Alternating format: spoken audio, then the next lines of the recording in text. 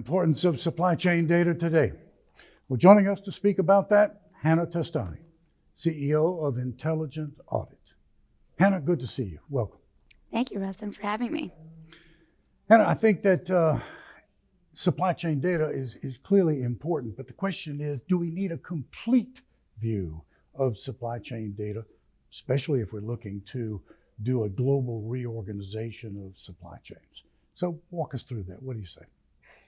If you don't have a global view of your data, then it's hard to make macro decisions that truly help your organization from a broader perspective. So I would go back to you and I would say, how is it possible for you to actually make a transformative change and understand your supply chain if you don't have a global view? And that's across not just a global view, but all modes too. Because if you think about supply chain, what's happened in the last years and what's going to continue to happen, there's so many disruptions and they're not going anywhere. Whether it's a ship stuck in the Suez Canal or airplanes stopping to move because of COVID. These disruptions continue to happen. So when they happen, you have to be able to understand, how does that affect your supply chain today and in the future? So my pushback, if anyone says that they don't need one global stop, is what are you going to do otherwise? And there's a lot of emotion in supply chain still. People do what they think is right, what they think have done in the past. So I think if you have a data-based approach and you look at the whole picture holistically, then you can make truly transformative changes. And anything that's otherwise is just it's too small. You're not going to have enough impact. Is it your view then that some of the things that we've been seeing over the last several years, the pandemic, and as you say, the blockage in the canal, the air freight situation, the war that's going on between Russia and Ukraine, that type of thing and others, that's going to continue to be the new normal? Is that your view? Yes, I think that there's more to it than that.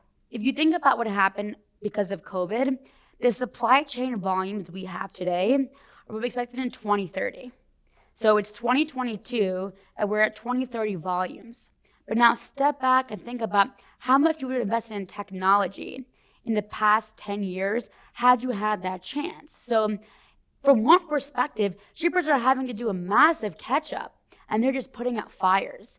So yes, disruptions are not going anywhere, but they're also having to tackle all of these issues that continue to plague them that they have no control over, and they just can't invest fast enough. Mm-hmm. I want to continue with this in this vein about data, but just want to turn to another topic for just a moment. That is that there's clearly a supply chain talent gap going on these days. So your views on how we might fill that, how we might remedy that situation? What do you say? I think that there's no better time than now to be in supply chain. The reason being is when you are needed, you are going to get paid more and there's going to be more opportunities for you. That being said, you have to step up and perform and innovate. So companies need to be ready to motivate their team and to be fair, because I talk to a lot of companies all the time across every size organization, and procurement keeps coming back to me and saying, how can I be expected to save money in today's economy? I get compensated based on being able to save 5% on my fiscal year's supply chain spend, and I can't do that. So how can you help me? And it's tough. So I'm not going to say that it's easy to be in their shoes, but at the same time, they are needed. So companies have to think through supply chain, elevate them. I think they need a seat at the table because supply chains run our companies. And what we've all seen is if you don't have a working supply chain, you cannot make revenue.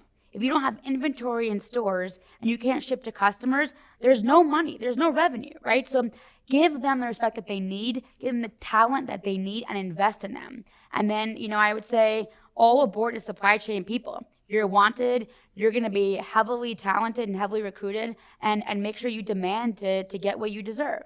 You just attested to the importance of supply chain, and isn't it interesting that only a couple of years before, prior to the pandemic, it was the most important thing out there that nobody even knew anything about, unless, of course, you're in the industry, right? Let's return to supply chain data. Let's talk about the importance of it to shippers if they're going to maintain profitability right down to the SKU. I would imagine that's a question that some of the folks who are watching this video would be interested in hearing your views on. What do you say? If you are not able to measure profitability at the SKU, how do you know if you're making money off of an item? And there's so many examples of that. So how many times have you received a box in the mail and it's a huge box, tiny SKU? That box probably cost the shipper $10, $15, and that SKU is only $3 to them. So they will never make their profitability back. So smart retailers years ago made the smart changes to not allow those shipments to ship out. They will make you go to a store and pick it up. So whether it's something that's big, that requires additional handling, or an oversized fee, or small, they just will never get the margin on. If you don't know your landed cost end to end, ocean, truckload, drayage to the consumer, then there is no way for you to figure out what you're doing is right. And if you don't know how to measure what your cost is today, there's no way to become better. So that's why data is so important, because if you don't have data, you don't know if what you're doing is the right decision. Inflation is at a record high. I don't think anyone is going to dispute that. And so I guess the question is the importance of the data that you're talking about to shippers in terms of being able to navigate an ever-growing complex supply chain. How would you address that? What would you say about that? I would say stop looking for ways to save money by going through contracts, and instead look at your data and look at what you're doing that's inefficient. And I can guarantee you there is a lot of money to be saved by looking at what you are doing incorrectly in-house. So optimize your internal processes.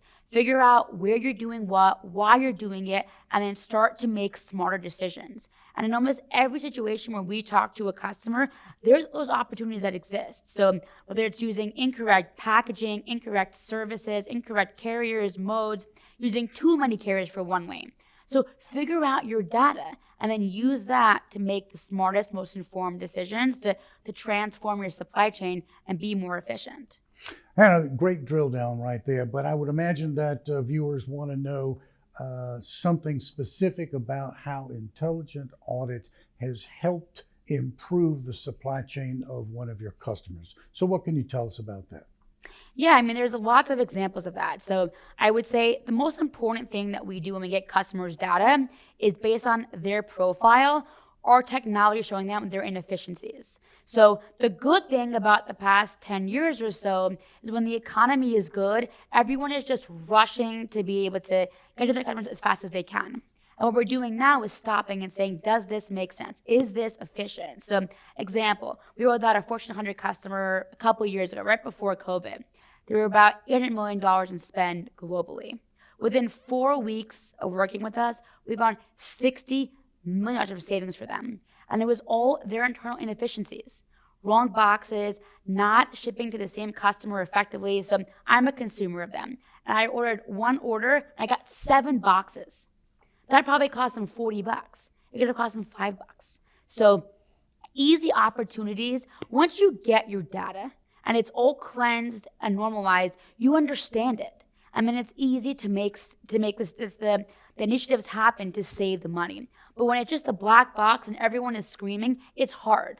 That's where our job comes in. And customers, I think across all the boards, need a data repository that is useful and transformative to help them innovate in the future. You may have just saved somebody some money out there. Great presentation. Thank you very, very much. Thank you. I appreciate it. That's Hannah Testani, Intelligent Audit, speaking with us today about the importance, the great importance of supply chain data. Thanks for watching.